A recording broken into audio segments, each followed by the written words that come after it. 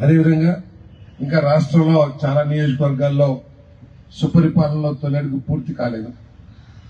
కానీ మన నియోజకవర్గంలో ఈ నెల 12వ తారీఖుకే పూర్తి చేశారంటే మీరందరూ కూడా ఒక టీం లాగా వ్యవహరించి ఏ విధంగా పార్టీ కార్యక్రమాలను ముందుకు తీసుకెళ్తున్నారో, పార్టీ కార్యక్రమాలు ఎంత చిత్తశుద్ధితో మీరు అమలు చేస్తున్నారో నిజంగా మిమ్మల్ని అందరినీ కూడా ప్రతి కార్యకర్తని ప్రతి నాయకుడిని నేను మనస్ఫూర్తిగా అభినందిస్తున్నానని చెప్పేసి మనం చేస్తాను. తప్పకుండా మన ప్రీతమ ముఖ్యమంత్రి చంద్రబాబు నాయుడు గారికి, మన ప్రీతమ యువనేత లోకేష్ గారికి ఈ నియోజకవర్గంలో కార్యకర్తల బలం ఏమిటో తప్పకుండా చెప్తానని చెప్పేసి కూడా మీ అందరికీ సమయంగా మనం చేస్తాను. మరిపోతే సుపరిపాలనలో తొలడుగు మనం అధికారంలోకి వచ్చి బహుశా ఈ విధంగా అధికారంలోకి చరిత్రలో ఎవరు వచ్చి ఉండరు.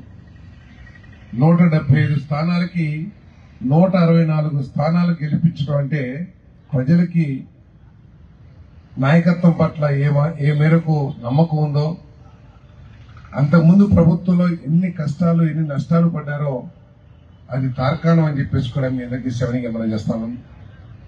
మీరు 124 స్థానాలు ఇస్తే గతంలోకి మళ్ళీ ఇదేదో నా మూలంగా వచ్చింది, నన్ను చూసి వేశారు, ఇది నా గొప్పతనం, మీరంతా ఏంటి, కార్యకర్తలు ఏంటి అనే భావన తెలుగుదేశం పార్టీలో కానీ, జనసేన పార్టీలో కానీ, బీజేపీలో కానీ ఎవరికి లేదని చెప్పేసి మీ అందరికీ శ్రవణీయంగా మనం చేస్తాను. ప్రతి నాయకుడు ఈ కూటమిలో ఇది అత్యంత బాధ్యతగా ప్రజలందరూ కూడా పెట్టిన నెత్తి మీద పెట్టిన బరువుగా భావించి బరువుని మనస్ఫూర్తిగా స్వీకరించి మీ సమస్యలు పరిష్కరిస్తానికి ఎన్నికల్లో మా కార్యకర్తలు ఏదైతే ప్రతి ఇంటికి వెళ్లి మా ప్రభుత్వం వస్తే, మా కూటమి వస్తే ఈ విధంగా చేస్తామని ఏదైతే చెప్పారో వాటిని అమలు చేయడానికి ప్రతి నిమిషం కూడా మన ముఖ్యమంత్రి గారు కష్టపడుతున్నారని చెప్పేసి మీకు మనం చేస్తాను. ముఖ్యమంత్రి గారు ఏం కష్టపడతారని మీరు అనుకోవచ్చు. 164 సీట్లతో పాటు 10 లక్షల కోట్ల అప్పుల తట్టని కూడా నెత్తి మీద పెట్టారనే విషయాన్ని మీరు గుర్తుంచుకోవాలని చెప్పేసి మనం చేస్తాం. ఈ రోజు మనం ఏదైతే సంక్షేమ కార్యక్రమాలు సూపర్ 6 లో భాగంగా అమలు చేస్తున్నామో వాటన్నిటికీ ఎంత ఖర్చు అవుతుందో కూడా ఒకసారి ఆలోచన చేయండి. ఈ రోజు మనకు వచ్చే ఆదాయం గత ప్రభుత్వం చేసిన అప్పులు తీర్చడానికి కానీ, అప్పుల మీద వడ్డీ కట్టడానికి కానీ, అదేవిధంగా జీతాలకు కానీ వాళ్ళు చేసిన ఆర్థిక విధ్వంసాన్ని మళ్లీ సరిచేసి రాష్ట్రాన్ని పట్టాలెక్కించడానికి సరిపోవట్లేదని చెప్పేసి కూడా మీకు మనం చేస్తాను. అయినా కూడా తప్పించుకోవడానికి ప్రయత్నం చేస్తా ఈ కూటమి ప్రభుత్వం.